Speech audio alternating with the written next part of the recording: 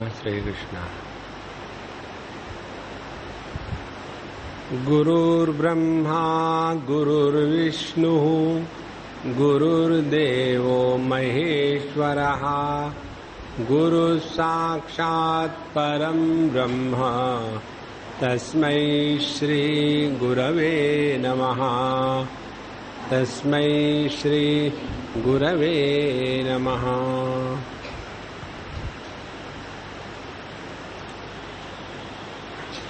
जिसका कोई नाम नहीं उसका नाम रखा गया,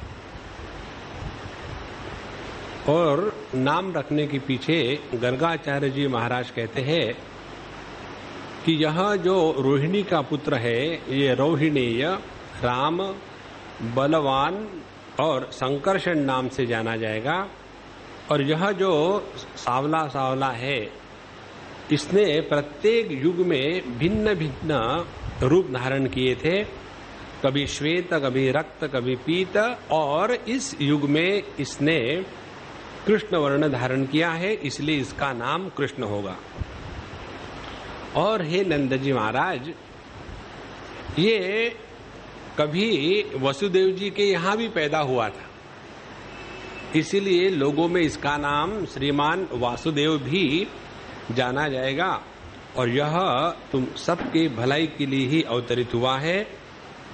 और जिस भी दृष्टि से इसके तरफ देखो, चाहे गुण, संपत्ति, सौंदर्य, कीर्ति, प्रभाव, इन सब को लेकर के यह भगवान नारायण के ही समान है। इसलिए ये तुम्हारी बड़ी जिम्मेदारी है कि तुम अपने इस बच्चे की ठीक से रक्षा और पालन पोषण करो। अब देखो, एक तो हम बच्चे पैदा न करें, और यदि बच्चे पैदा किए हैं तो उनकी देखभाल करना इसी में जीवन का आनंद है, ये समझिए। एक बात समझ लो भैया, बच्चों को बड़ा करना ये कर्तव्य नहीं है, यह प्रेम है। यदि बच्चों को बड़ा करने की कर्तव्य की बात करेंगे तो नौकरों के बल पर बच्चों को छोड़ करके और हम अपने दुनियादारी में फंसे रहेंगे, क्योंकि पता नहीं किस बच्चे के माध्यम से कौन सामने आने वाला है। ये इतनी आवश्यक बात है कि कई बार ऐसी बात हम सुनते हैं कि बच्चे अपने माँ बाप को माँ बाप कहने के लिए शर्माते। बताओ क्यों होता है ऐसा? क्योंकि माँ बाप के पद पर आरूढ़ तो हो गए, लेकिन उनमें पितृत्व वात्सल्य है या नहीं। और ऐसा जिन बच्चों का दुर्भाग्य है, वे माँ बाप होते हुए भी यतीम के जैसे हैं। एक दो इसकी मैं बातें बताऊं, शायद मैंने बताया होगा। एक लड़का, उस समय अब तो बूढ़ा हो गया होगा, ये 30 साल पहले की बात है। एक लड़का वो मुझे अपनी कार में ले जा रहा था, तो मैंने ऐसे कहा कि भाई, you are so lucky to have a mom like yours. उसको इतना गुस्सा आया, वो कांपने लगा गुस्से से एक वाक्य सुनने के बाद। अब कौन लड़का नहीं अपने माँ की तारीफ सुनना चाहेगा?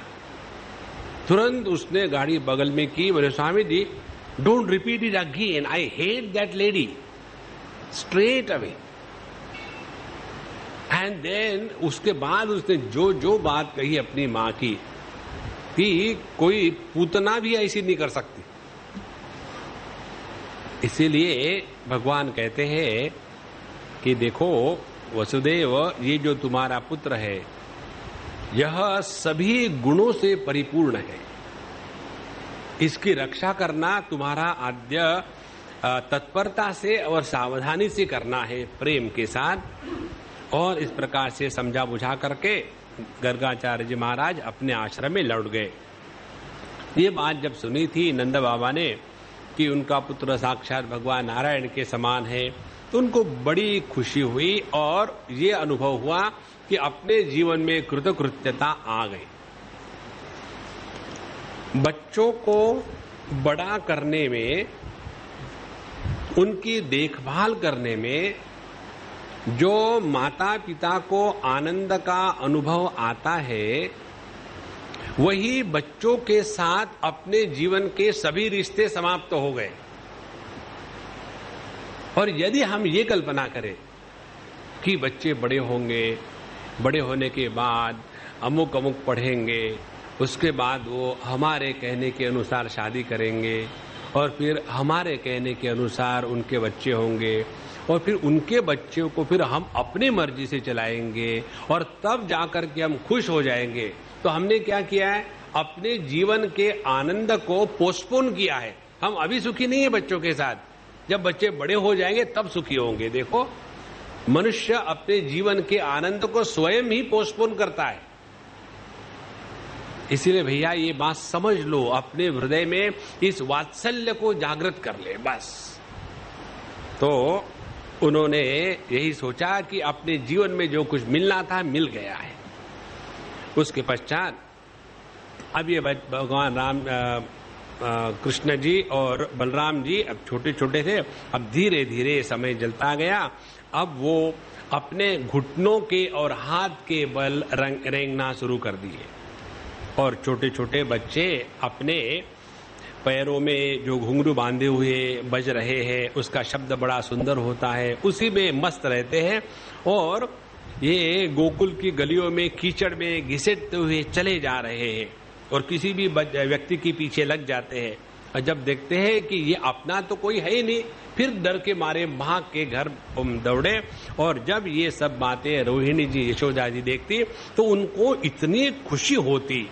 यहाँ हर जगह लिखा है कि उनके स्तनों से दूध की धारा बहने लगती और फिर वो जो कीचड़ में लथपथ बच्चे हैं वैसे ही उनको उठा करके उनका किस करना, उनको हृदय से लगाना। ऐसे नहीं, keep away, first of all take a proper bath. Have you wash behind the ears? सभी बच्चों के पीछे यही परेशानी है।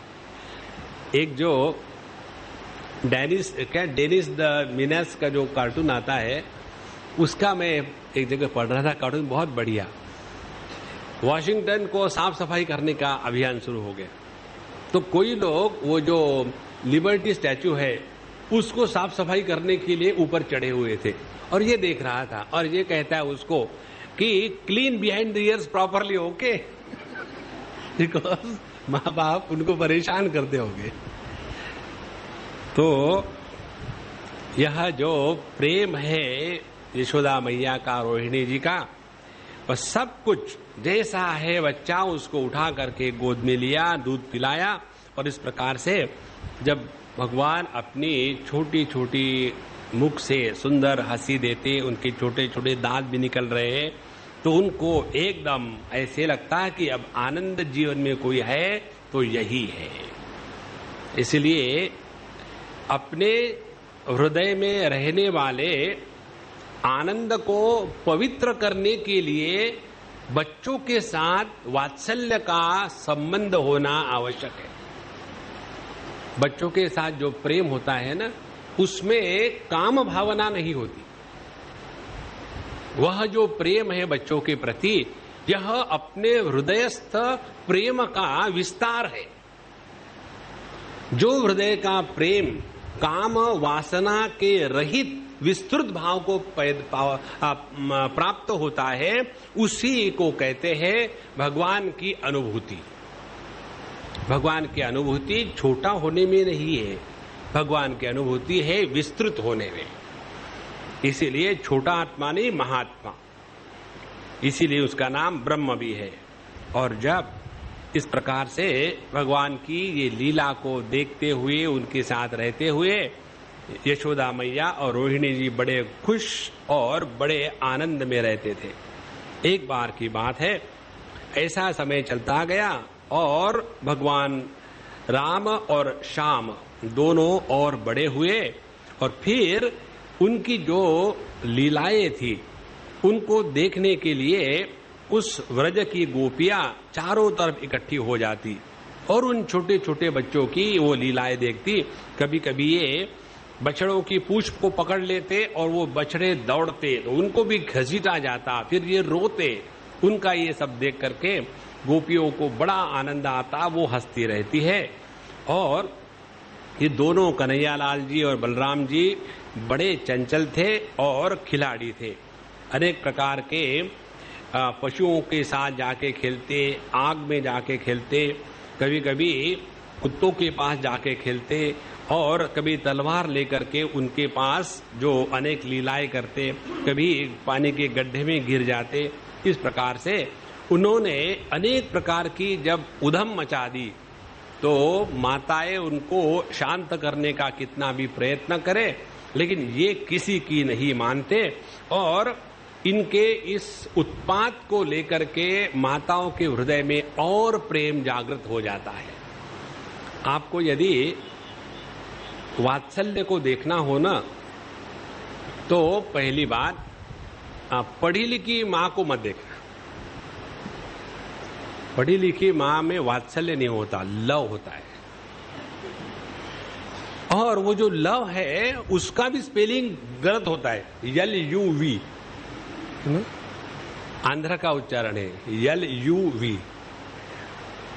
तो यह जो वात्सल्य हृदय में जागृत होता है तो उस समय वो उन बच्चों की छोटी छोटी बातों को लेकर के इतने खुश हो जाती है। अभी हम जब गए थे अरुणाचल प्रदेश, पूरा ट्रैवल बेल्ट, और जब वहां हम देख रहे थे किसी के साथ बात करे वगैरह, तो वो बच्चे इतने प्यारे और बड़ी शुद्ध भाषा बोलते हैं। उन लोगों बच्चों के जैसा उच्चारण हमने पूरे भारतवर्ष में सभी जगह घूमे, लेकिन उन बच्चों के जैसा उच्चारण किसी का नहीं। एकदम स्पष्ट बोली में बड़े सुंदर बोलते। तो जब हमने उनको कहा कि अम्मा आपके बच्चे बड़े सुंदर बोलते हैं, तब उस अम्मा का हृदय देखो बड़ी गदगद हो जाती है।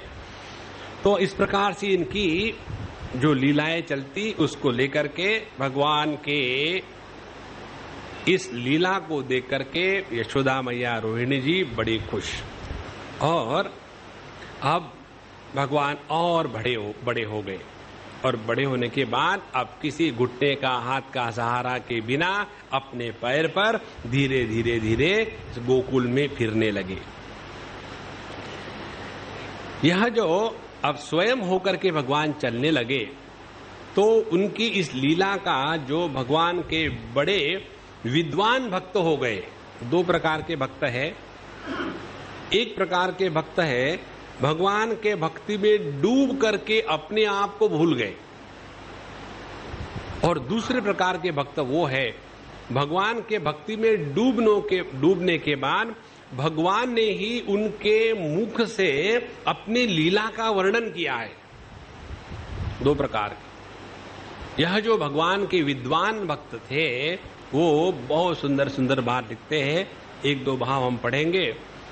शून्ये चोरयत स्वयं निज गृहे हय्यंगवीनं मणिः स्तंभे स्वप्रतिबिंबमीक्षित तव तेनैव सार्धं भिया भ्रातरमावद मातरं मम समो भागस्तवापीहितो भुङ्क्ष्वेत्यालपतो हरे कलवचो मात्रारः श्रूयते। ये भाव इस प्रकार से है कि एक दिन भगवान सावरे सलोने कन्हैयालाल जी अपने घर में अकेले ही थे, कोई अगल बगल था नहीं, और अपने ही घर में माखन चुरा के खा रहे थे। उस समय उनकी दृष्टि गई एक खंबे पर जिसके ऊपर मणि लगे हुए थे, रत्न लगे हुए थे। तो उन्होंने उस पे अपने प्रतिबिंब को देखा, और देखा तो डर गए कि ये कौन आ गया। तो उन्होंने अपने प्रतिबिंब से कहा कि देखो भैया, मेरी मैया से कहियो मत, तेरा भाग भी मैं तुमको दे दूंगा, मैं सब तुमको खिलाऊंगा, लेकिन मैया से मत कह लेना। और जब ऐसी बात हो रही है, यशोदा मैया सब कुछ सुन रही है, और उनको उनकी तोतली बोली सुन सुन के बड़ा आनंद आ रहा है। और उसके बाद जब यशोदा मैया अंदर घुस गई तो एकदम वो घबरा गए। घबराने के बाद कहते, मातक्क एष नवनीतमीदं त्वदीयं लोभेन चोरयितुमद्य गृहं प्रविष्टः मद्वारणम न मनुते मयि रोष भाजी रोषम तनोति नहीं में नवनीत लोभः। जैसे उन्होंने देखा माँ अंदर घुस गई है, कहते हैं अरे मैया देखो ये कौन आ गया है, ये इतना लोभी है कि तुम्हारे घर में आज घुस करके मक्खन चुराने के लिए आया है। मैंने इसको कितने बार कहा है कि ऐसी चोरी मत करना, लेकिन ये मानता ही नहीं और बड़े गुस्से के द्वारा आकर के यहाँ चोरी कर रहा है।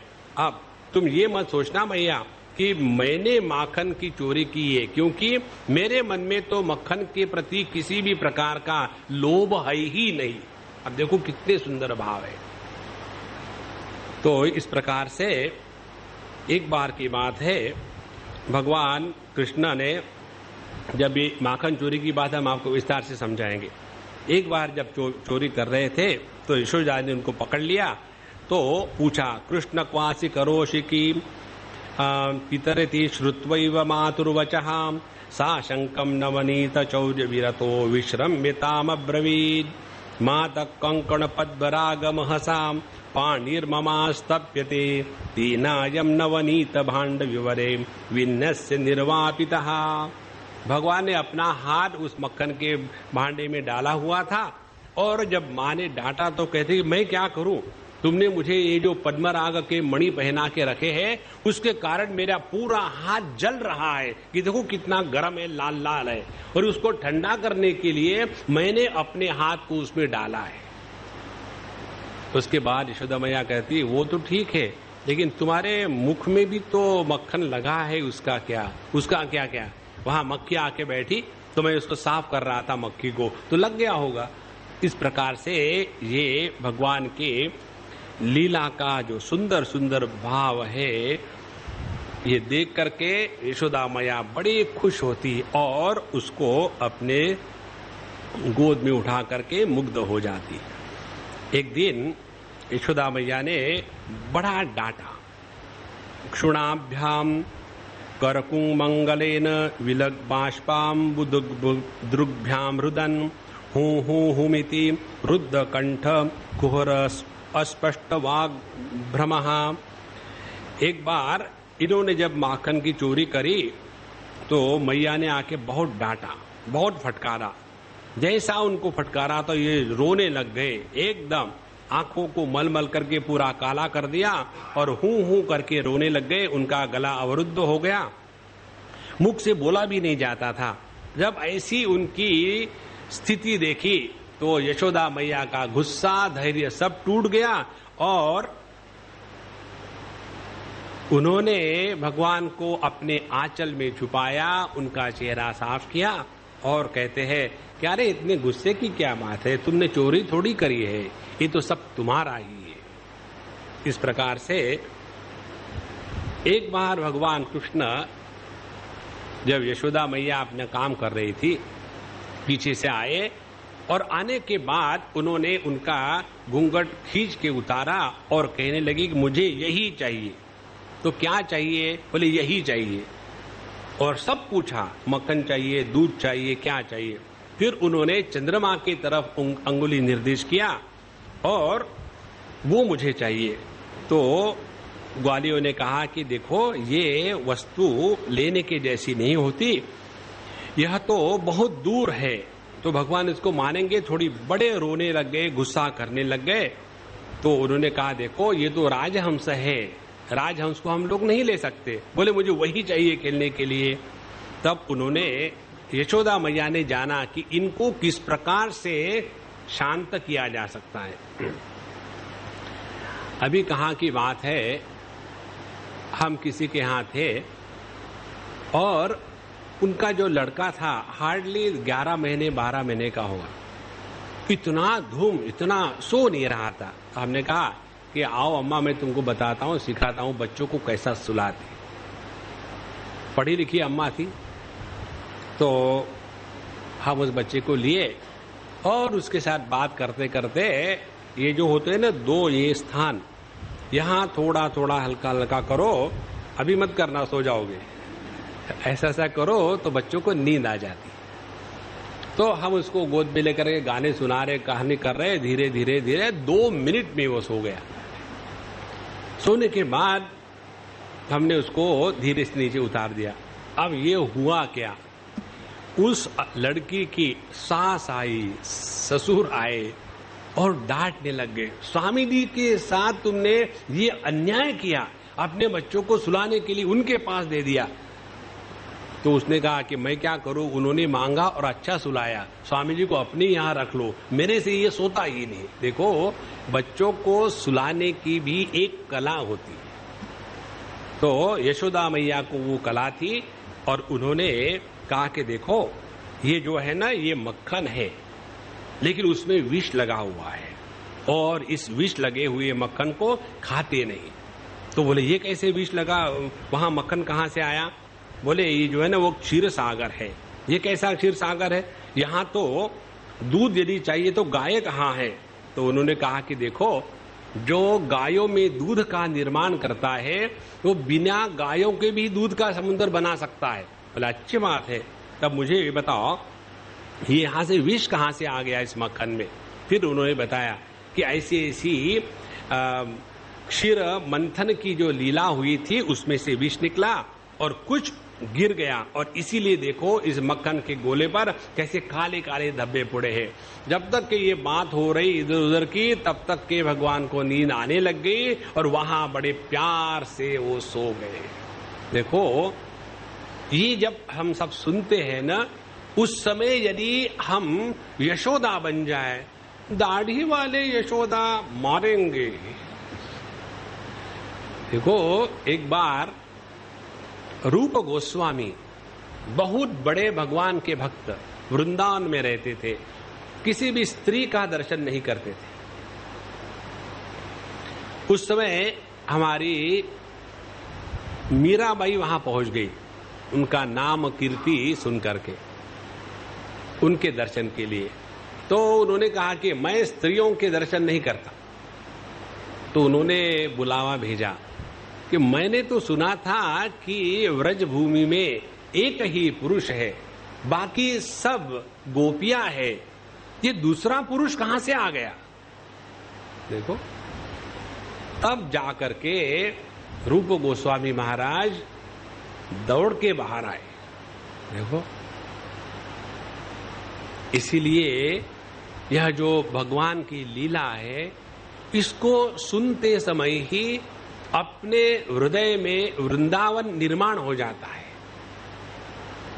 और जिसके हृदय में निर्माण हो गया वृंदावन, वहां राग द्वेष नहीं होगा, वहां गोपियां होगी, वहां गोप होंगे। गोप माने गुप्त भाव से रहने वाले। तो इस प्रकार से भगवान की इस लीला में बताते समय कहते हैं कि ये सभी की सभी इकट्ठी हो गई और कृष्णस्य गोप्यो रुचिरम वीक्ष कौमार चापलम शृण्वत्या किल तन्मातुः इति होचु समागतः। सभी की सभी गोपियां इकट्ठी हो गई। अब ये भगवान कृष्ण की कंप्लेन करना शुरू कर दी और इनके घर आकर के कहती है कि देखो, वत्थान मुंचन क्वचिद समय क्रोश संजात हासः स्तेन स्याद् द्वत्यथ दधिपयः कल्पितैस्तेय योगैः। गोपियों ने भगवान को एक नया योग प्रदान किया, भक्ति योग, ज्ञान योग, कर्म योग। इन्होंने कहा कि आपका ये जो लाडला है ये स्तेय योगी है। स्तेय माने चोर, इसने चोरने का योग नया निर्माण किया है और ये आकर के हमारे घर के सब चीजों को चुरा के ले जाता है, धोने के पहले गायों के बछड़ों को छोड़ देता है और स्वयं तो खाता ही है, लेकिन वानरों को बहुत बांट देता है। और यदि उनका भी पेट भर जाए तो सभी माठों को फोड़ डालता है। और यदि हमारे घर में उसके लायक कोई वस्तु नहीं मिली तो हमारे बच्चों को रुला करके भाग जाता है।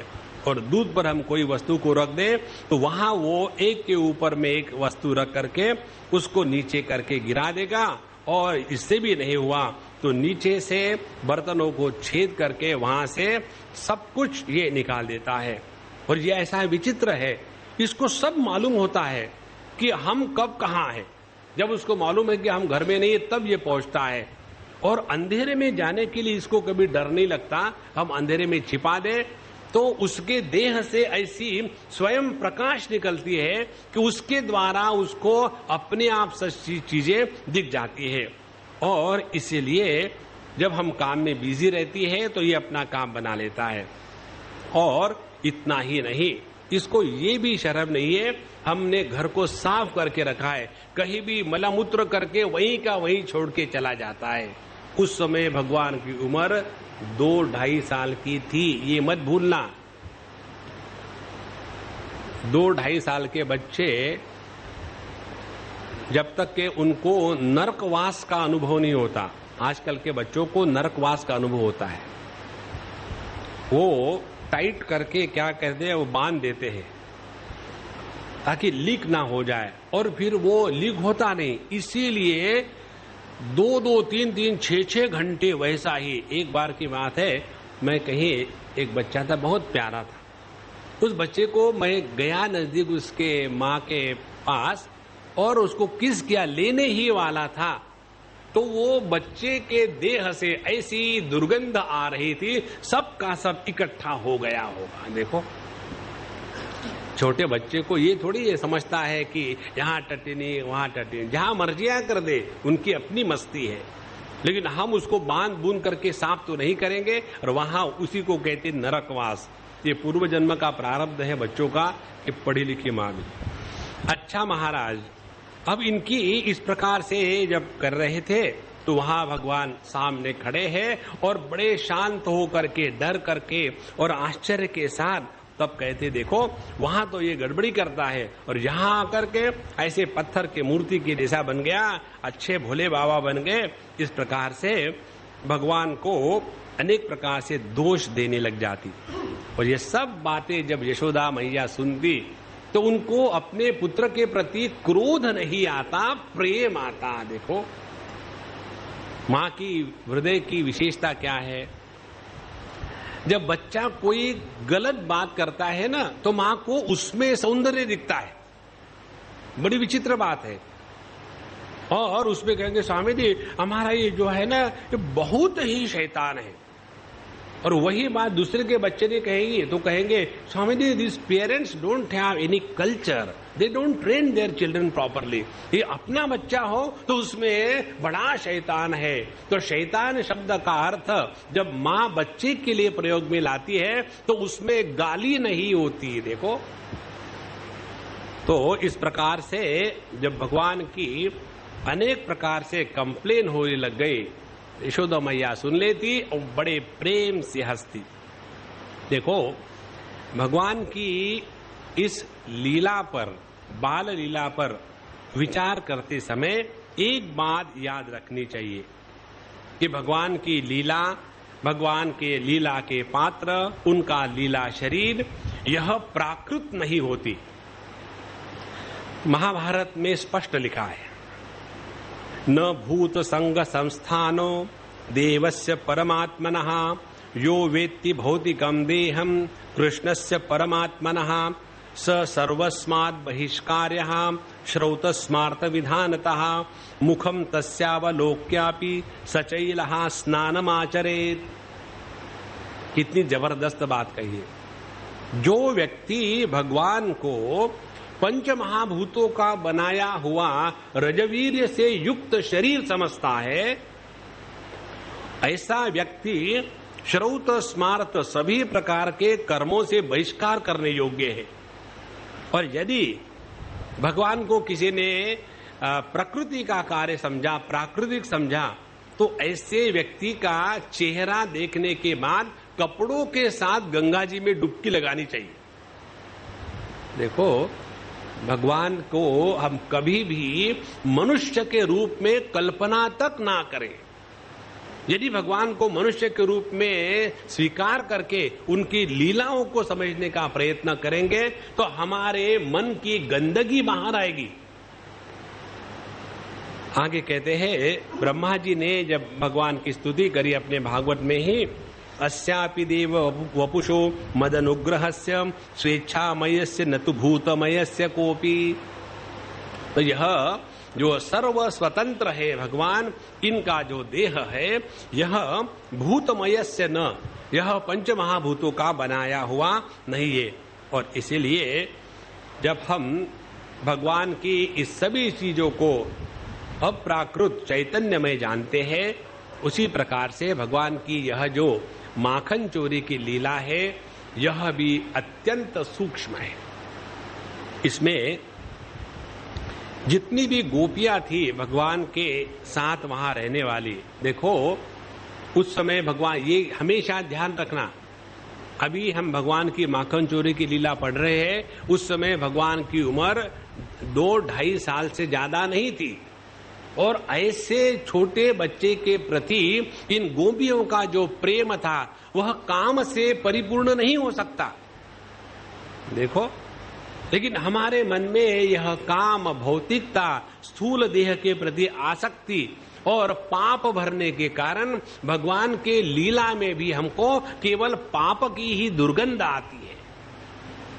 जैसे एक बार एक व्यक्ति अपने ब्रीफ केस लेकर के किसी स्थान पर गया, समझो दिल्ली गया, बड़े होटल में जाके रहा, सॉफ्टवेयर इंजीनियर। तो वहां जाके रहा और जिस कमरे में रहा वहां बड़ी बदबू आ रही थी। तो उसने बड़ा डांटा उस होटल वाले को, पता नहीं कैसे वो पैसे लेते हो, ये है वो है। बस वहां से एक रात में रुकना था, काम करके निकल गया। दूसरे स्थान पहुंचा, कलकत्ते पहुंचा, कलकत्ते में गया, वही हाल। फिर वहां उसको डांटा बीटा, फिर अपना काम करके तीसरे दिन चेन्नई पहुंचा, वही रिपीट परफॉर्मेंस। फिर अपने बंबई में घर आया, घर आने के बाद वही बदबू। तो उसने सोचा ये बदबू मेरे पीछे क्यों पड़ी है, पूरे देश में गंदगी हो गई है। और जब वो अपनी सूटकेस साफ कर रहा था, उसी सूटकेस में नीचे भगवान गणेश जी के वाहन अपना मृतदेह त्याग करके आनंद में लेटे हुए थे। तो अपने सूटकेस में मरे हुए चूहे की बदबू लेकर के हम कहीं भी चले जाए, हर जगह में हमको बदबू ही आएगी। इसी प्रकार से हम जब तक अपने हृदय में यह दुर्भावना की बदबू रखते हैं तो इवन भगवान के श्री विग्रह में भी हमको गंदगी ही नजर आएगी। Therefore, wherever you go, there you are the culprit. उसको हमको सुधारना है। तो इसलिए भगवान की यह जो माखन चोरी की लीला है, इसको साधारण नहीं, दिव्य। तो जितनी भी गोपियां थी, ये तो या तो नित्य सिद्ध गोपियां थी, या जो साधन सिद्ध गोपियां थी, उनके दृष्टि से देखा जाए तो उन्होंने इतनी कठोर तपस्या करी थी, इतनी अनन्य थी, इनका प्रेम इतना व्यापक था और उनके हृदय में भगवान के प्रति सच्ची लगन थी।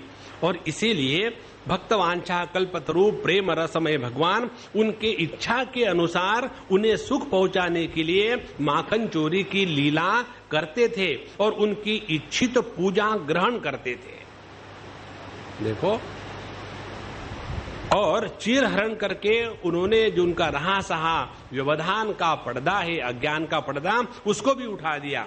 और उसके बाद रासलीला के द्वारा उनको दिव्य सुख की अनुभूति दी। 3 बातें, सच्चिदानंद, माखन चोरी के द्वारा भगवान ने सत्य का प्रतिपादन किया। उसके बाद यह जो चीर हरण है, उसके द्वारा अज्ञान को हटा करके चैतन्य का चित्त का प्रतिपादन किया गोपियों के प्रति। और रास लीला करके भगवान ने अपने आनंद स्वरूप को उन पर उधेड़ डाला और बताया कि यह जो आनंद है ये तुम्हारा मेरा अलग नहीं है। यह सूक्ष्म भगवान की दिव्य लीला जब हमको समझ में नहीं आती, इसीलिए हम लोग उलट सुलट बात करते हैं। तो ऐसी जो भगवान के नित्य सिद्धा चिदानंदमय गोपियों के साथ ऐसी और भी गोपियां थी जो साधना के फलस्वरूप भगवान के मुक्ति जनवांछित सेवा करने के लिए गोपियों में अवतीर्ण हुई थी। और उनके पूर्व जन्म में वो कुछ देवकन्या थी, कोई श्रुतियां थी, कोई तपस्वी ऋषि थे और कोई अन्य भक्तजन थे। और इनकी कथाएं हमको विभिन्न पुराणों में मिलती है। श्रुति रूप गोपियां नेति नेति के द्वारा निरंतर परमात्मा का वर्णन करते रहने पर भी उन्हें साक्षात रूप से प्राप्त नहीं कर सकती थी। गोपियों के साथ भगवान की दिव्य रसमय विहार की बात जानकर गोपियों की उपासना करती थी। श्रुतियां गोपियों की उपासना करती थी, देखो भगवान की नहीं। क्योंकि भगवान के साथ जब श्रुतियों का संबंध आता है तो केवल नेति नेति निषेधात्मक ही बात बोली जाती है, लेकिन गोपियों के साथ भगवान का निषेधात्मक संबंध नहीं था, विधेयात्मक संबंध था। और इसीलिए वो गोपियों की उपासना करती थी और अंत स्वयं गोपी रूप में परिणित होकर के भगवान श्री कृष्ण को साक्षात अपने प्रियतम रूप से प्राप्त करना चाहती थी। इसीलिए मुख्य श्रुतियों के नाम है उद्गीता, सुगीता, कलगीता, कलकंठिका और विपंची इत्यादि। श्रीमद रामावतार में उन्होंने उनको मुग्ध होकर के देखने वाले, उनके सौंदर्य पर सब कुछ न्यौछावर करने वाले जितने सिद्ध ऋषिगण थे, जिनकी प्रार्थना से प्रसन्न होकर के भगवान ने उन्हें गोपी होकर के प्राप्त होने का वर दिया था, वही संत महात्मा ऋषिगण इस व्रज में गोपियों के रूप में अवतीर्ण हुए थे। उसके अतिरिक्त मिथिला की गोपी, कोसल की, अयोध्या की, पुलिंद की गोपी, रमा वैकुंठ श्वेतदीप की गोपियां, जालंधरी गोपियां और अनेक जो गोपियों के यूथ थे, वे सभी ने बड़ी तपस्या करके भगवान से वरदान रूप में गोपी रूप अवतीर्ण होने का सौभाग्य मांगा था और वो उनको प्राप्त हुआ था।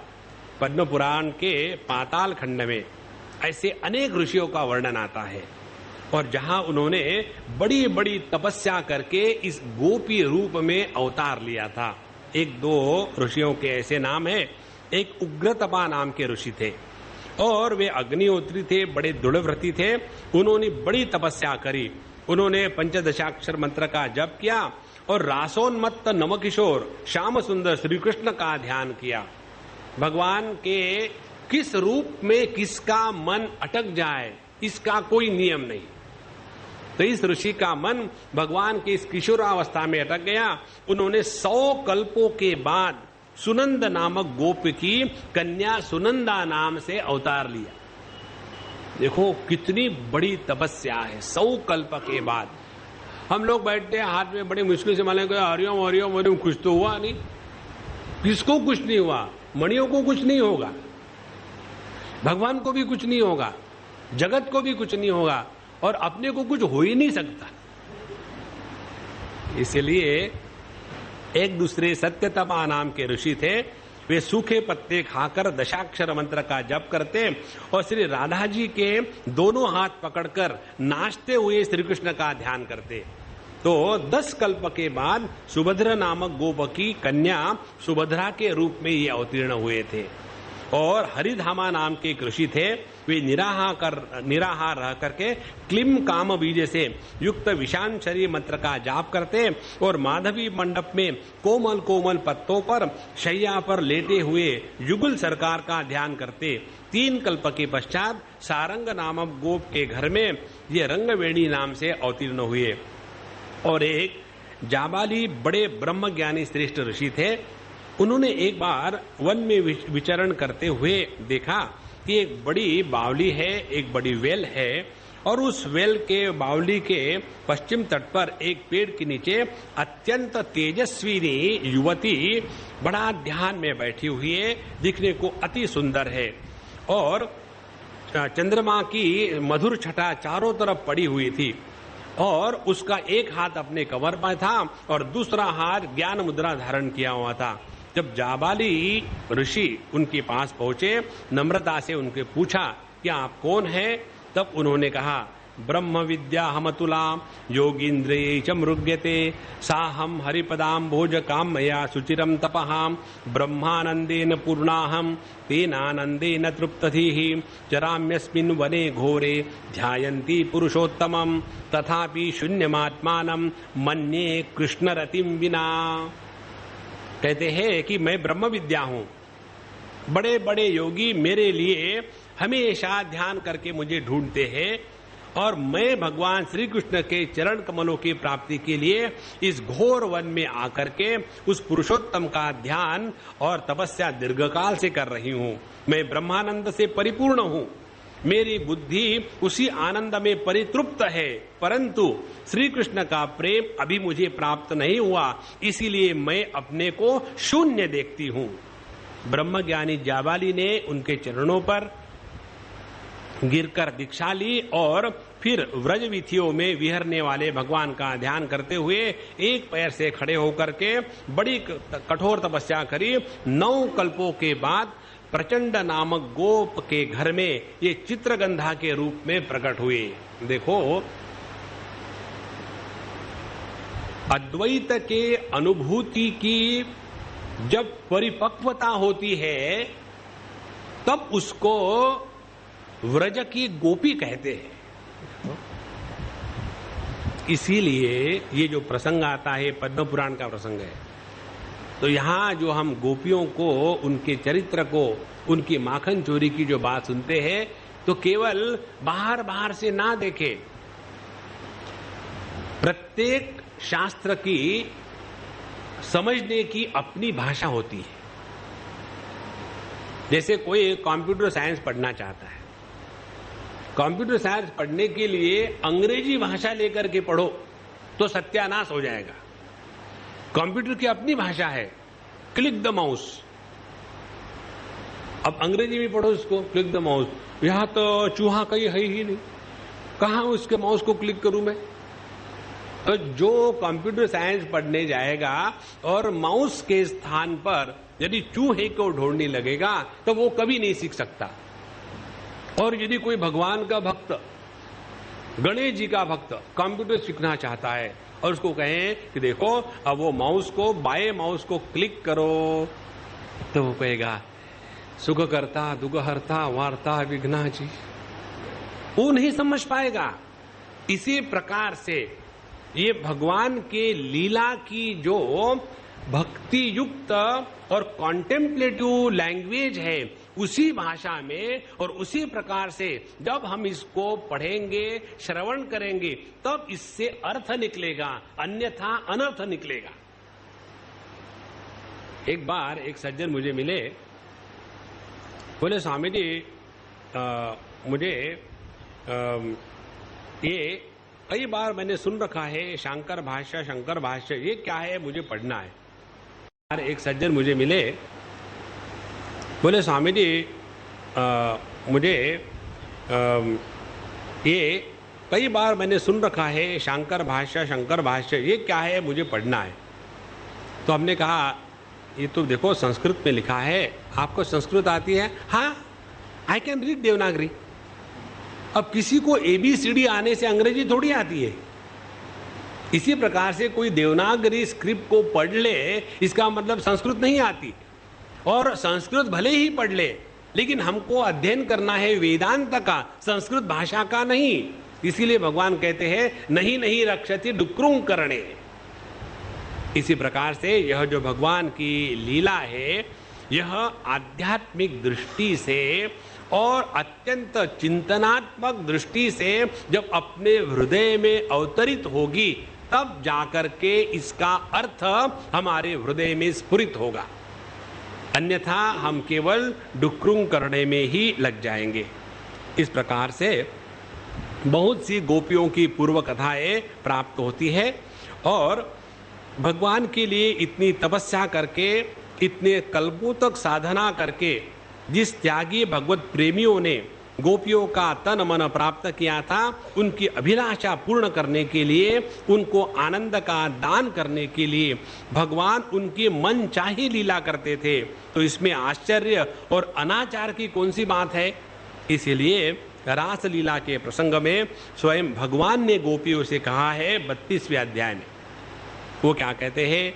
न पारयेहम निरवध्य संयुजा स्वस्वाधु कृत्यम विबुधायुषापि वहा। हे गोपियों, तुम लोग ने लोक परलोक के सारे बंधनों को काट करके निष्कपट भाव से मेरे से प्रेम किया है, और यदि मैं तुम में से प्रत्येक के लिए अलग अलग अनंत काल तक जीवन धारण करके तुम्हारे प्रेम का बदला चुकाना चाहूं तो भी ये संभव नहीं है।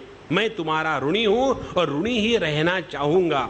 तुम मुझे अपने साधु स्वभाव से ऋण रहित मानकर भी ऋणी बना दो, यही उत्तम है। सर्वलोक महेश्वर भगवान श्री कृष्ण स्वयं जिन महाभागा गोपियों के ऋणी रहना चाहते हैं, उनकी इच्छा होने से पूर्व ही भगवान पूर्ण कर देते हैं। यह तो स्वाभाविक है। इसलिए इन गोपियों की जो अंतःकरण की स्थिति है वो कैसी है कि उनका तन मन धन सब कुछ भगवान श्री कृष्णमय हो गया था। वे जीती थी तो भगवान के लिए, घर में रहती थी श्री कृष्ण के लिए, घर के सारे काम करती थी भगवान श्री कृष्ण के लिए, और इस प्रकार से उनकी निर्मल योगिंद्र दुर्लभ पवित्र बुद्धि में श्री कृष्ण के सिवा और कुछ नहीं था। श्री कृष्ण के लिए ही, उनको सुख पहुंचाने के लिए ही श्री कृष्ण की निज सामग्री ही श्री कृष्ण को पूज कर उनको सुखी देकर वो सुखी होती थी।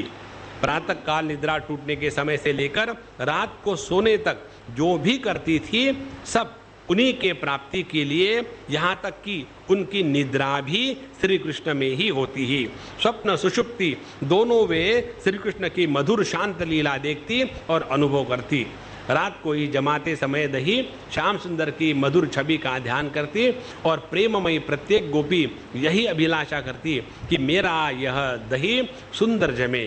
श्री कृष्ण के लिए उसे विलोकर मैं बढ़िया से बढ़िया माखन निकालूं ताकि वह उसको ऊंचे सिक्के पर छिक्के पर रख दूं और जितने पर श्री कृष्ण के हाथ आसानी से पहुंच सके।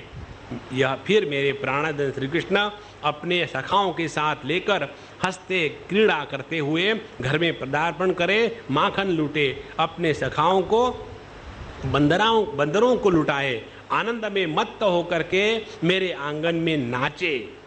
मैं किसी कोने में छिपकर इस लीला को अपनी आंखों से देखकर जीवन को सफल करूं। और इस प्रकार से ये जो गोपियां थी ये स्वयं भगवान को निमंत्रित करती थी कि हमारे घर में आओ और यहां से सब लूट के ले जाओ। देखो, नंद बाबा के यहाँ गायों की कमी नहीं थी, उनके यहाँ दूध दही मक्खन की कमी नहीं थी, फिर भी ये हर एक के घर में क्यों जाते थे? वो अपने लिए नहीं जाते थे। देखो, एक बार हम किसी के यहाँ गए थे और हमको जो पब्लिक को खिलाना है वो खिला के छोड़ते हैं। स्वामी जी इसको खाओ, ये अच्छा है। अब ऐसा है कि मैंने खा लिया, कुछ नहीं होगा, खा लो, और फिर हम खा लेते हैं। उन्हीं के घर में रहने वाले लोगों को खिला के दिखाओ, कितने बार बताया नहीं खाएंगे करके, वो और बाबा जी लोग खा लो खा लो। जहाँ यह प्रेम होता है ना, वहाँ सभी बंधन शिथिल हो जाते हैं। वहाँ पाप नहीं, वहाँ पुण्य नहीं। यह पाप पुण्य रहित प्रेम की अभिव्यक्ति जब साक्षात मूर्ति धारण करती है तब उसको गोपी कहते हैं। तो इस प्रकार से सूरदास जी ने बड़े बड़े सुंदर भाव लिखे हैं। सूरदास जी अंधे थे, उन्होंने जितने भी अपने भजन कीर्तन लिखे हैं उन्होंने भगवान की लीला को साक्षात अपने प्रज्ञा चक्षु से देखा है, उसके बाद उन्होंने लिखा है। देखो, तुलसीदास जी ने जो रामायण की कथा लिखी है वो उन्होंने कथा सर को खुजला खुजला करके नहीं लिखी, उन्होंने भगवान के उस संपूर्ण लीला को अपने हृदय में देखा। वाल्मीकि महर्षि ने जो भगवान रामचंद्र का चरित्र लिखा है, वो जो बातें जो किसी को पता नहीं थी, जो केवल सीता जी और भगवान रामचंद्र जी इन दोनों के ही बीच में हुई है, उन बातों का वर्णन जब वाल्मीकि महर्षि करते हैं तो कहाँ से करते हैं? अपने मन से नहीं, उनको भगवान के उस दिव्य लीला का अनुभव हुआ है, उन्होंने उसका दर्शन किया है, उसके बाद उसको शब्दों में ग्रथित करके रामायण की या भागवत की कथा हुई है। इसीलिए यह जो साधु संतों के भगवान को लेकर के, जैसे सूरदास जी इत्यादि बड़े बड़े संतों के जो विचार उनके पदों में आते हैं, वो उन्होंने पढ़ पढ़ करके नहीं किया है, उन्होंने भगवान के इस लीला को अनुभूत करके किया है। इस जगह सूरदास जी कहते हैं, मैयारी मोरी माखन भावई, जो मेवा पकवान कहते तू मोही नहीं रुचि आवई। मुझे तो मक्खन अच्छा लगता है भैया, जिसको तुम मेवा मेवा कहती हो वो मुझे अच्छा नहीं लगता। ब्रज युवती इक पाछे ठाड़ी सुनत शाम की बात। और जब ये भगवान कृष्ण अपने माँ से बोल रहे थे तो ब्रज युवती एक गोपी ने पीछे खड़े होकर के ये भगवान की बात सुनी। मन मन कहती कबहु अपनी घर,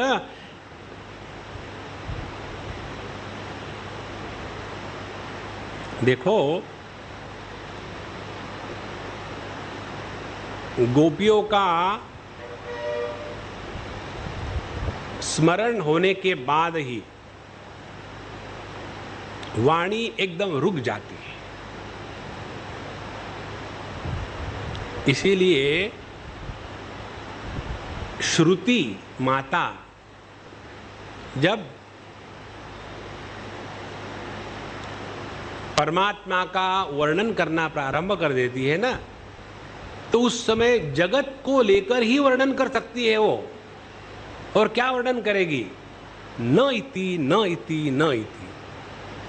जिसको भी शब्दों के द्वारा पकड़ने का प्रयत्न किया, वो सभी के सभी शब्द एकदम नपुंसक बन जाते हैं। तो हाँ, मुझे माखन भाता है, तू मेवा पकवान के लिए कहती है, परंतु मुझे तो वो रुचते ही नहीं। एक पीछे गोपी श्याम सुंदर की बात सुन रही थी, उसने मन ही मन कामना करी कि कब मैं अपने घर में माखन खाते देखूंगी इनको, ये मथाने के पास जाकर बैठेंगे और मैं छिपी रहूंगी। प्रभु तो अंतर्यामी है, गोपी के मन की बात जान गए और उसके घर पहुंचे और उसके घर का माखन खाकर उसे सुख दिया। गए श्याम अति ही ग्वालिनी के घर।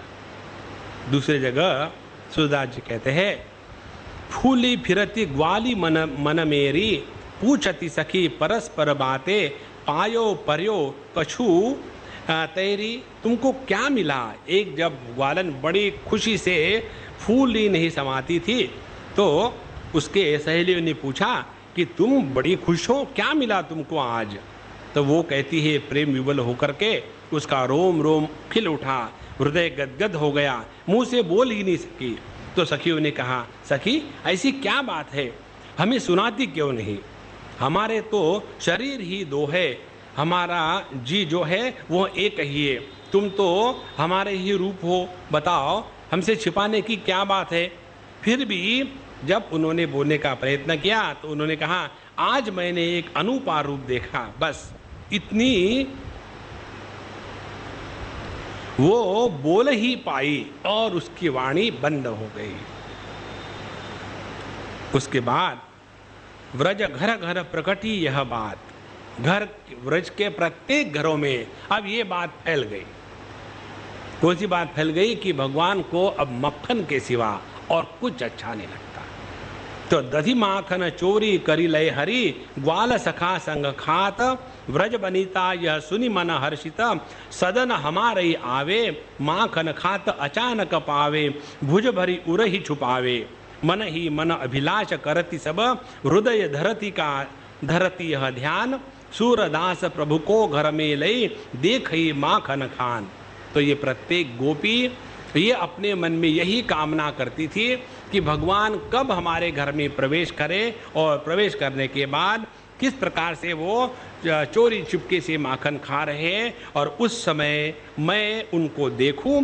इस प्रकार से ये सभी के सभी एक ही मन में इच्छा लेकर के सोचते थे कि कब इस दासी का घर भगवान पवित्र करेंगे और इस माखन को खाएंगे। इस प्रकार से यशोदा मैया ने भी कभी उनको रोका नहीं, क्योंकि उनके घर में तो कोई कमी थी नहीं।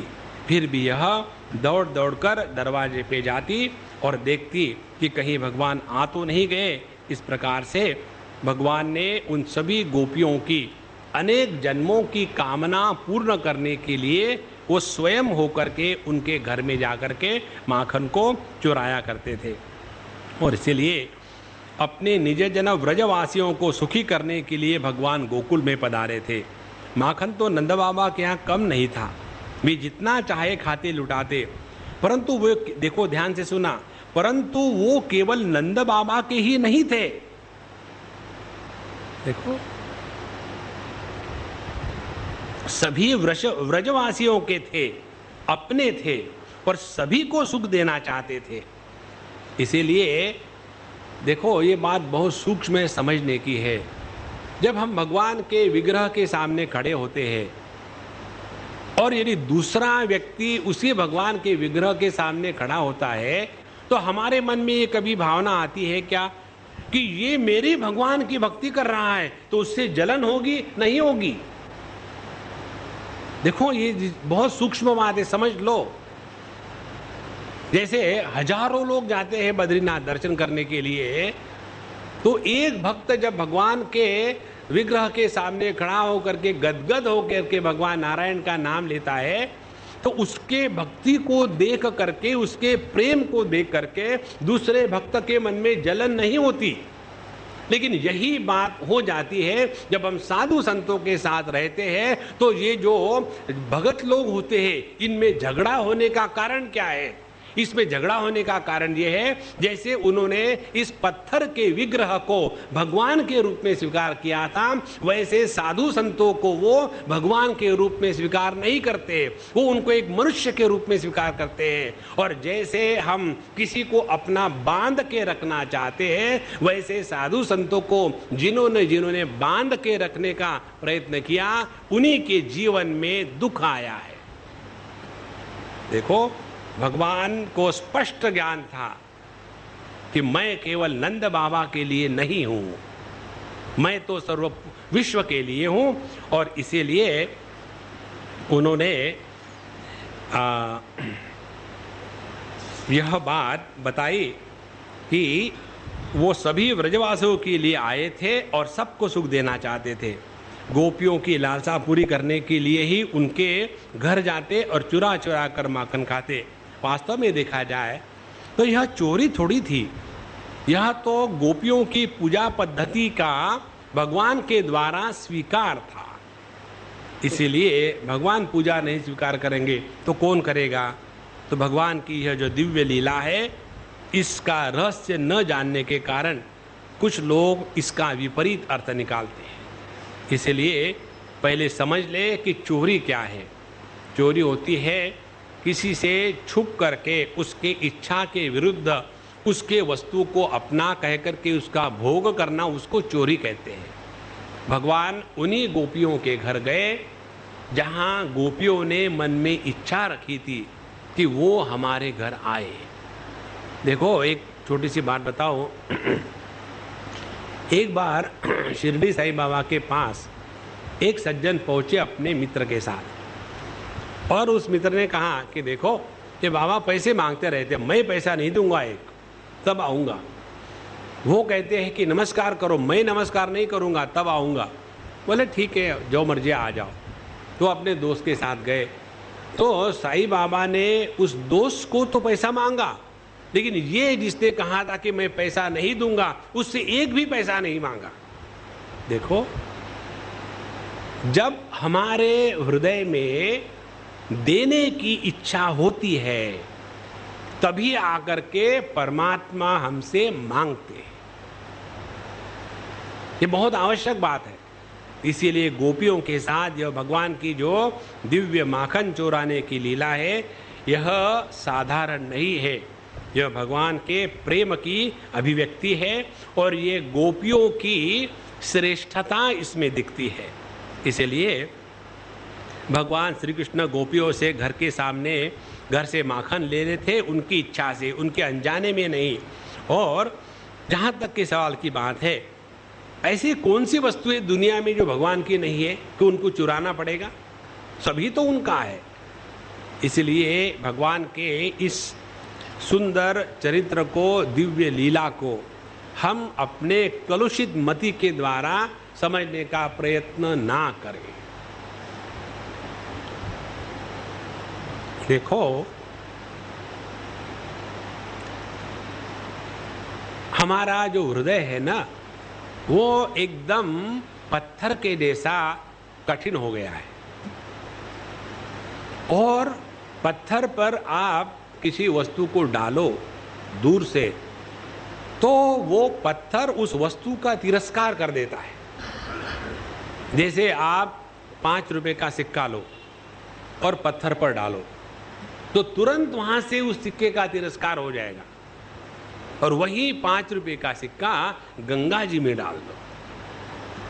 उसी प्रकार से जब अपना हृदय भगवान के भक्ति के कारण पिघल जाता है ना, तब शास्त्रों के शब्द जब इस हृदय पर प्रहार करते हैं, तो वो हमारे हृदय में अर्थ के रूप में स्वीकृत हो जाते हैं। और जब हमारा हृदय प्रेम से परिप्लुत नहीं होता, एकदम पत्थर के जैसा कड़ा है, तो वही शास्त्रों के श्रुति माता के शब्द हमारे हृदय पर गिर करके उसमें से केवल आवाज निकालते हैं, लेकिन उसका अर्थ ग्रहण नहीं कर सकते। इसीलिए अब यहां दूसरी लीला प्रारंभ होती है। कहते हैं, एकदा क्रीडमानास्ते रामाद्यागोपदारकाः कृष्णो मृदम भक्षितवान इति मात्रे नवेदयन। एक बार की बात है, बलराम जी और बाकी गोप आकर के यशोदा जी से कंप्लेन करने लगे। भगवान के पीछे हर आदमी लगा हुआ। अब देखो, जिसके पीछे जितने ज्यादा आदमी लगते हैं ना, किसी भी कारण से, वो भगवान के ही स्वरूप है। देखो, समझो आपके पीछे आपके घर में आपकी पत्नी पड़ी है, तो थोड़ा तो भगवत अंश आप में है। अब जरूरी नहीं है कि वो हाथ में मक्खन लेके पड़े, हाथ में बेलना लेके पड़े, कोई बात नहीं, लेकिन आप में भगवत अंश है, इसलिए आपके पीछे पड़ी है, तो उसको धन्य समझो। तो यह यशोदा मैया के पास आकर के उन्होंने कंप्लेन करी कि देखो मैया, कन्हैया ने मिट्टी खाई है, कृष्णो मृदम भक्षितवान इति। और ऐसी जब बात हुई तो यशोदा मैया को गुस्सा आया, आकर के उन्होंने भगवान कृष्ण का हाथ पकड़ लिया और उस समय सा गृहीत्वा करे कृष्णम उपालम्य हितैषिणी यशोदा भय संभ्रांतम प्रेक्षणा क्षम अभाषत। तो उन्होंने हाथ पकड़ लिया तो भगवान कृष्ण ऐसे डर गए, और जब वो डर गए तो यशोदा मैया ने डांट करके उसको कहा कि क्यों तुमने ये मिट्टी खाई, तुम आजकल बड़े ढीठ हो गए हो और छिप छिप करके मिट्टी खाते हो, क्या तेरे ये सखा झूठ बोल रहे हैं? तो भगवान ने कहा कि हाँ भैया, ये सब झूठ बोलते। बोले नहीं, तुम्हारा दादू क्या झूठ बोल रहा है? भगवान कहते हैं, ना हम भक्षितवान अम्ब सर्वे मिथ्याभिशंसिनः। हे अम्ब, हे माँ, मैंने मिट्टी नहीं खाई, ये सभी के सभी झूठ बोल रहे हैं। देखो, भगवान के बारे में कोई कुछ भी बोले, वो सत्य नहीं हो सकता, वो झूठ ही होगा। तो ना हम भक्षितवान अम्ब सर्वे मिथ्याभिशंसिनः, सभी के सभी इकट्ठे होकर के मेरी चुगली कर रहे हैं, ये सब झूठ है। और ऐसा जब कहा तो यशोदा मैया ने कहा कि तुम्हारा दादू कहता है वो भी झूठ है, तो तुम्हारा मुंह दिखाओ। तो बोले ठीक है, देख लो। और भगवान ने अपना मुंह खोल दिया। जैसे भगवान ने अपना मुंह खोल दिया, भगवान श्री कृष्ण का ऐश्वर्य अनंत है, और इस अनंत ऐश्वर्य को यशोदा मैया ने भगवान के मुख में देखना प्रारंभ कर दिया। उसमें उन्होंने क्या क्या देखा कि चर अचर संपूर्ण जगत विद्यमान है, सा तत्र ददृशे विश्वम जगत स्थानुचखम दिशा तो सभी प्रकार के चर अचर सृष्टि, जिसमें पंचमहाभूत है, दिशाएं है, पहाड़ है, द्वीप, समुद्र, पृथ्वी, इसमें बहने वाली वायु, विद्युत, अग्नि, चंद्रमा, तारों के साथ संपूर्ण ज्योतिर्मंडल, तेज, जल, पवन, व्यद, वैकारिक अहंकार के सर्व देवता, मन, इंद्रिय, पंच तन्मात्राएं, सभी के सभी भगवान कृष्ण के मुख में देखे। और यह जो जीव काल स्वभाव कर्म, उनकी वासना और शरीर आदि के द्वारा भिन्न रूपों में दिखने वाला यह विचित्र संसार, संपूर्ण व्रज और अपने आप को भी यशोदा जी ने भगवान श्री कृष्ण के छोटे से खुले हुए मुख में देखा। उनको बड़ी शंका आ गई और वे सोचने लगी कि ये कोई सपना तो नहीं है कि भगवान की माया है, कहीं मेरी बुद्धि में तो कोई भ्रम नहीं हो गया। संभव है मेरे इस बालक में कोई जन्मजात सिद्धि होगी जो चित्त, मन, कर्म, वाणी के द्वारा ठीक ठीक तथा सुगमता से अनुमान के विषय नहीं होते। यह सारा विश्व जिनके आश्रित है, जो इनके प्रेरक है, जिनकी सत्ता से ही इसकी प्रतीति होती है, जिनका सर्वरूप सर्वथा अचिंत्य है, ऐसे प्रभु को मैं प्रणाम करती। अब भगवान को डर लगने लग गया, कहीं देवकी के जैसे यशोदा मैया मुझे भगवान के रूप में स्वीकार करे तो बचपन का सत्यानाश हो गया। बचपन में बदमाशी करने में, मस्ती करने में ही जीवन की परिपूर्णता है। नहीं तो एक बार कहाँ की बात है, अपने इंडियन कोई बच्चा था, आई डोंट नो समवेयर, या अंग्रेजी बच्चों को पनिशमेंट करने का स्टाइल मालूम है कैसा होता है? वो डेनिस केस में मैंने पढ़ा, go and sit in the corner. अब कॉर्नर में बैठने से कौन सी पनिशमेंट है? तो अपने हिंदुस्तानी बच्चों को कहा कॉर्नर में जाके बैठो। बोले ठीक है, मुझे खाने के लिए, खेलने के लिए कुछ दे दो। प्रॉब्लम है कहाँ? तो कॉर्नर में बैठ करके ग्राउंड करना, ये कोई पनिशमेंट स्टैंडर्ड नहीं है। तो ऐसा जो बचपन का आनंद है वही खत्म हो जाएगा, ऐसी भगवान को मन में शंका आने लगी। और फिर यशोदा मैया अपने मन में ही बातें करती है, अहम ममासौ पतिरेश मे सुतो व्रजेश्वरस्याखिल वित्तपा सती गोप्यश्च गोपा सह गोधनाश्च मे यन्मायया इत्थ कुमति समे गति। जो इनकी माया के कारण मैं इस ममता में फंसी हूँ कि ये मेरा है, ये मेरे पति है, मेरा लाडला है, ये व्रजराज की संपत्ति मेरी है, मैं इनकी धर्मपत्नी हूँ, ये गोपिया है, ये गोधन है, ये सभी मेरी बात मानते हैं। ऐसी मैं भगवान की माया में आकर के फंसी हूँ। तो ये माया जिस भगवान की है उनको मैं शरण जाती हूँ। इस प्रकार से इत्थम विदित तत्वायाम गोपिकायाम स ईश्वरः वैष्णवीं व्यतनोत्मायाम पुत्र से हमयिं विभु। जब ये बात भगवान ने देखी, अब यशोदा मैया को आत्मानुभूति हो करके वो मुझे परब्रह्म के रूप में पहचानने वाली ही है, तो भगवान ने उसी समय अपनी वैष्णवी माया को विस्तार कर दिया और जितना देखा था भगवान के मुख कमल में यशोदा जी ने सब एक क्षण में भूल गई। देखो भगवान के जो अनेक शक्तियां हैं, एक शक्ति है भगवान की आवरण शक्ति, उसी भगवान की दूसरी शक्ति है अनुग्रह शक्ति।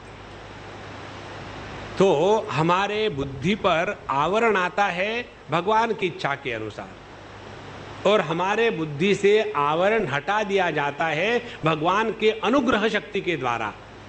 तो भगवान के अनुग्रह के कारण उनके मुख में यशोदा मैया ने संपूर्ण विश्व को देखा और जब भगवान ने देखा इतना काफी है, अभी और आगे लीला करनी है, ये सिनेमा खत्म नहीं है, अभी बहुत काम पड़े है, तो तुरंत उन्होंने फिर अपनी वैष्णवी माया का विस्तार करके उनको फिर अपने पुत्र स्नेहमयी माया, फिर उनको पुत्र के प्रति जो स्नेह है उस वैष्णवी माया, योग माया का उनके हृदय में संचार कर दिया।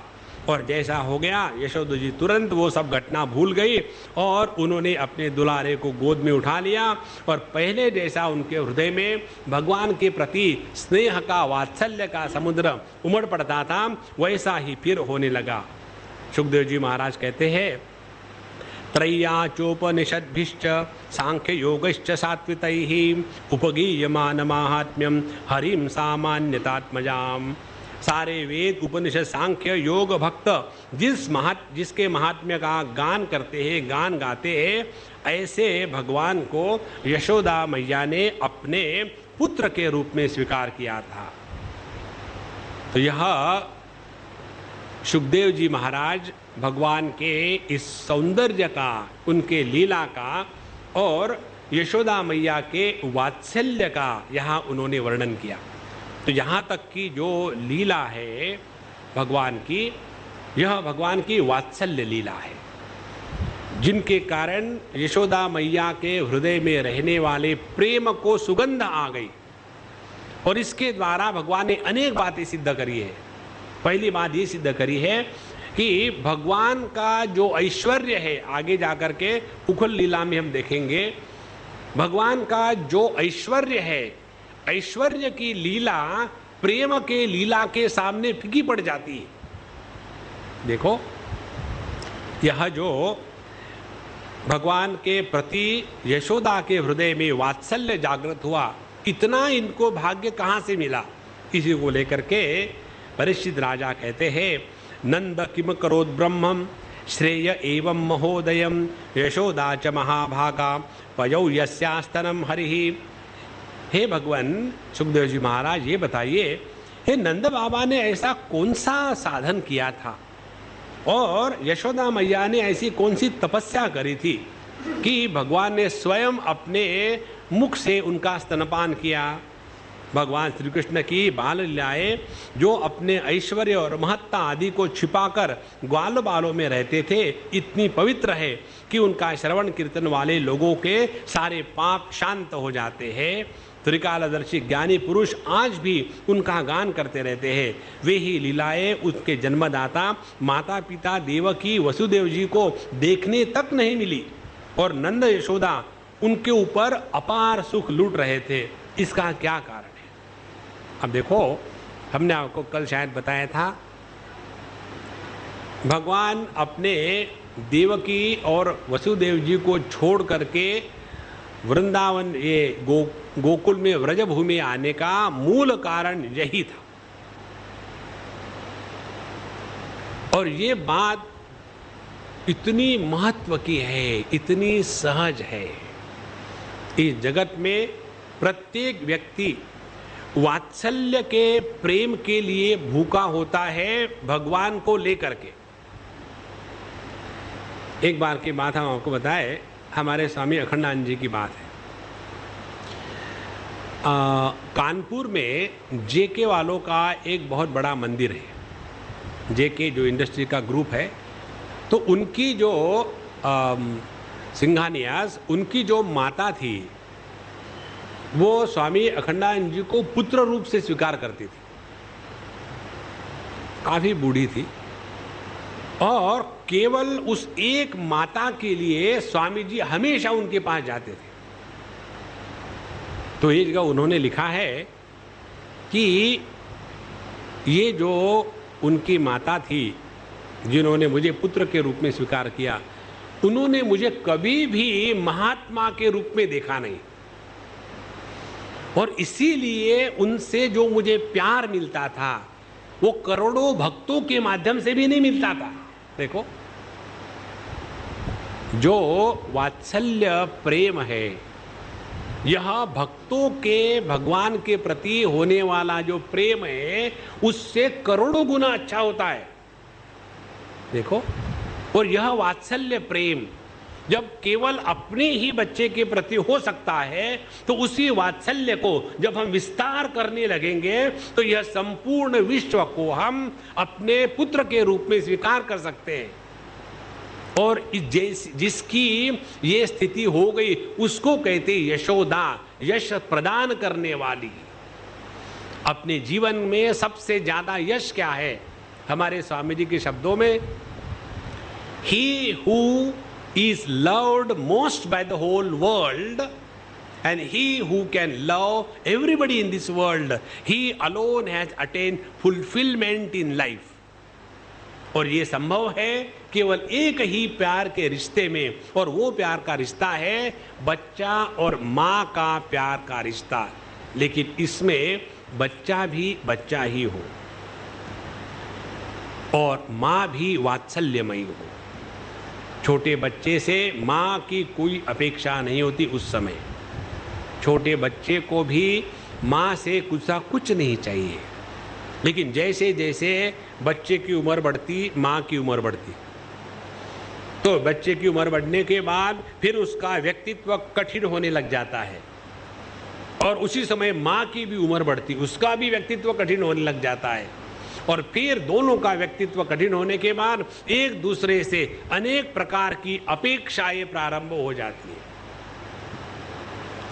और माँ सोचती है अभी मेरा बच्चा छोटा है, और फिर कंप्लेन के सिवा कुछ नहीं रहता। इसलिए यह जो इतना सुंदर भाग्य यशोदा नंद बाबा को मिला, जो वसुदेव देवजी को भी नहीं मिला था, इसका क्या कारण है? श्री शुकोवाच, शुकाचार्य जी महाराज कहते हैं, द्रोणो वसूनाम प्रवरो धरया सहभाजया करिष्यमाण आदेशान ब्रह्मणस्तमुवाच जातजो नौर्महादेवे भुवि विश्वेश्वरे हरौ भक्ति स्यात् परमालोके ययांजो दुर्गतिम तरेत्। सुखदेव जी महाराज बताते हैं कि हे परीक्षित, नंद बाबा पहले एक जन्म में बड़े श्रेष्ठ वसु थे। देखो 33 प्रकार के जो देवता है जिनके द्वारा इस सृष्टि को धारण किया जाता है, जो कहते हैं ना 33 कोटि देवता, तो 33 कोटि का अर्थ करोड़ नहीं होता, कोटि माने प्रकार। जैसा हम कहते हैं ये उच्च कोटि के गायक है, उसी प्रकार से ये 33 कोटि जो देवता है उनमें आते हैं 12 आदित्य, 11 रुद्र, 2 अश्विनी कुमार और 8 वसु। तो ये जो सृष्टि को धारण करने वाले वसु देवता है, उनमें से द्रोणो वसु नाम प्रवरहा, तो यह वसुओं में जो श्रेष्ठ वसु थे उनका नाम था द्रोण, और उनके पत्नी का नाम था धरा। तो उनको जब ब्रह्मा जी ने आदेश दिया कि जाकर के इस पृथ्वी पर प्रजा का निर्माण करो, तो उन्होंने ब्रह्मा जी से एक प्रार्थना करी थी कि भगवान हम पृथ्वी पर जन्म लेंगे, और उस समय हमारे जगदीश्वर भगवान कृष्ण के प्रति अनन्य प्रेममयी भक्ति हो, जिसके द्वारा हम इस संसार के दुर्गतियों को तार सके।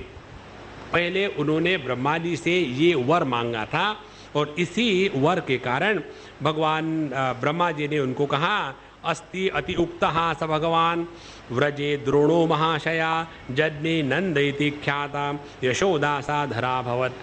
तो जब ब्रह्मा जी ने उनको तथास्तु करके आशीर्वाद दिया, तो यह जो द्रोण नाम के वसु थे, महान वसु, उन्होंने जब पृथ्वी पर जन्म लिया तो उन्होंने वहाँ गोकुल में आकर के नंद का रूप धारण किया, और उनकी जो पत्नी थी धरा, यह यशोदा के रूप में पैदा हुई। ततो भक्तिर भगवती पुत्री भूते जनार्दने दंपोत्योर निरतामासी गोप गोपीषु भारत।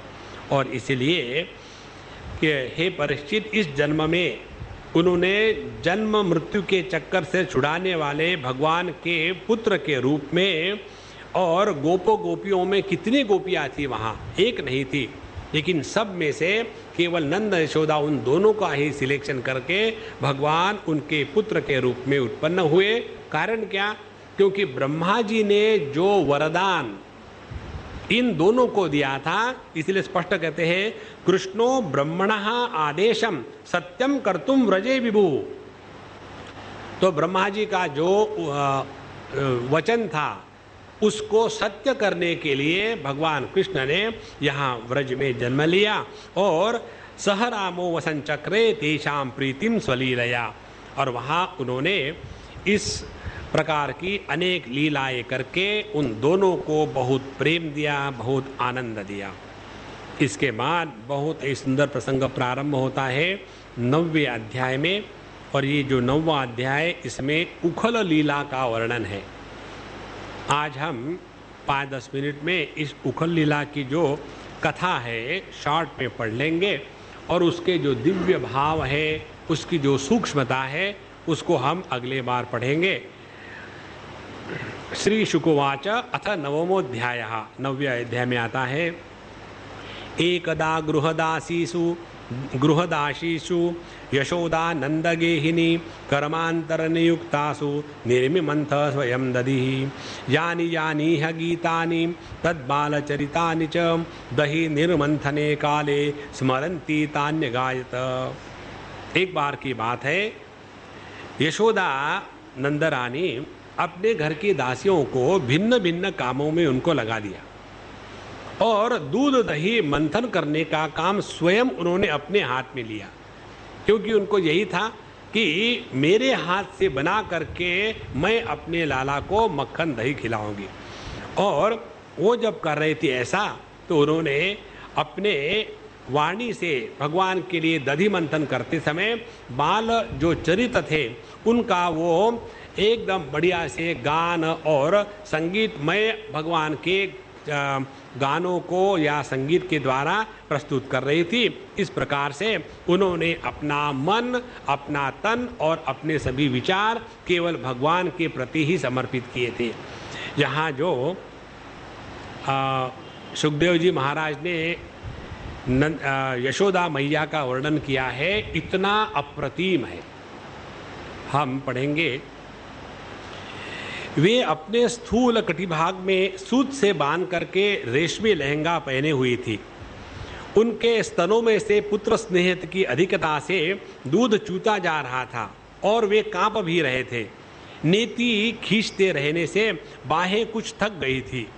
हाथों में कंगन और कानों में कर्णफूल हिल रहे थे और मुंह पर पसीने की बूंदें झलक रही थी।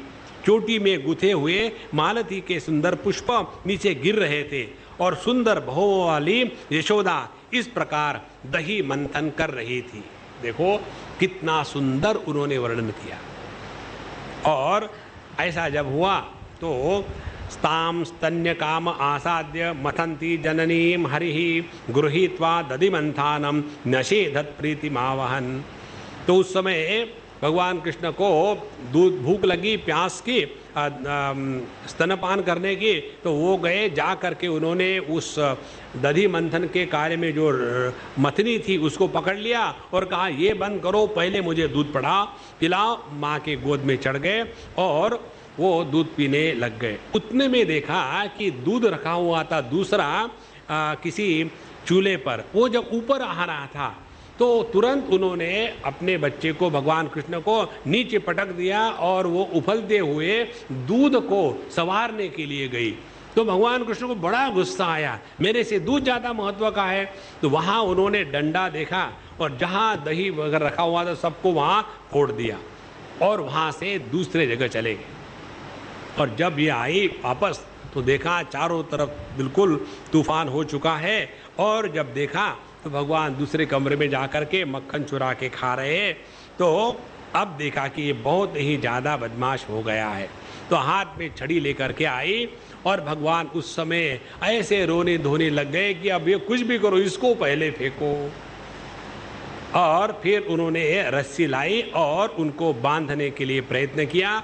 प्रत्येक बार 2 उंगली रस्सी कम होती थी और फिर आखिरी में जाकर के यशोदा मैया इतनी थक गई तो भगवान ने सोचा कि अब बहुत हो गया और फिर वो स्वयं उसके बंधन में आ गए। इस प्रकार से यह जो उखल लीला है इसमें बहुत ही सूक्ष्म भाव है। ऊपर से देखने के लिए ऐसे लगता है कि क्या है इसमें, कौन सी खास बात है, पता नहीं ये कृष्ण को मक्खन मक्खन का इतना क्या पड़ा था। तो यह जो उखल लीला की लीला है इसमें अति सूक्ष्म भाव है। इसका पूरा का पूरा विस्तार भगवान की कृपा से हम अगले बार जब 1 अक्टूबर को मिलेंगे तब देखेंगे। तब तक के लिए हमें आज्ञा दीजिए। ओम पूर्णमदः पूर्णमिदं पूर्णात् पूर्णमुदच्यते पूर्णमादाय पूर्णमेवावशिष्यते। शांति शांति शांति। हरि ओम। श्री गुरुभ्यो नमः। हरि ओम।